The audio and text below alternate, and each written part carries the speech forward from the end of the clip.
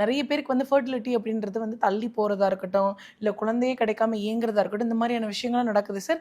அதுக்கு வந்து டெக்னாலஜி மூலமாக அட்வான்ஸாக நிறைய விஷயங்கள் வந்திருக்கு. ஐவிஎஃப் மாதிரி நிறைய விஷயங்கள் வந்திருக்கு. இப்போ வரும்பொழுது நீங்கள் சொன்ன மாதிரி ஐவிஎஃப் பண்ணக்கூடிய ஐவிஎஃப் மூலமாக பிறக்கக்கூடிய குழந்தைகளுக்குமே இந்த மாதிரியான விஷயங்கள் வந்து கடத்தப்படுமா, கடத்தப்படாதா சார்? நீங்கள் ஐவிஎஃப் அப்படிங்கிற அந்த வார்த்தைக்கு போயிட்டீங்கனாலே அதை ஆர்டிஃபிஷியலாக நம்ம செயல்படுத்துகிறோம். இல்லை ஒரு ஒரு அதாவது நேச்சுரலாக இல்லாமல் செயற்கைத்தனமாக ஒரு குழந்தையை உருவாக்குறோம். அப்போ என்ன நடக்கும்னா, நான் பார்க்குறது என்ன அப்படின்னா, 2 விதமாக பார்க்கலாம் அதை.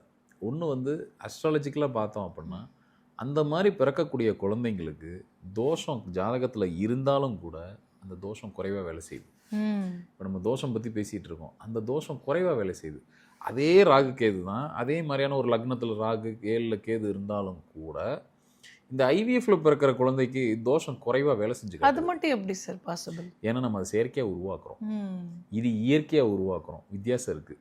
இப்போது ஒரு பசுமாடே இருக்குது, நீங்கள் ஊசி வழியாக செலுத்தி அந்த ஸ்பெர்மை உள்ளே செலுத்தி நீங்கள் ஒரு கருவை உருவாக்குறதுக்கும் நேச்சுரலாக உருவாக்குறதுக்கும் நிறைய வித்தியாசம் இருக்குது.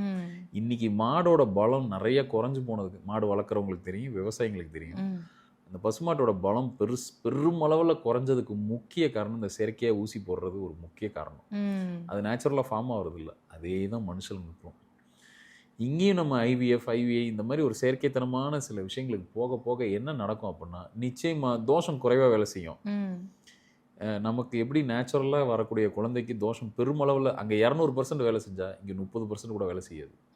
ஒரு 70% தோஷம் குறைவாக வேலை செஞ்சு காட்டும், தொந்தரவு பண்ணாது.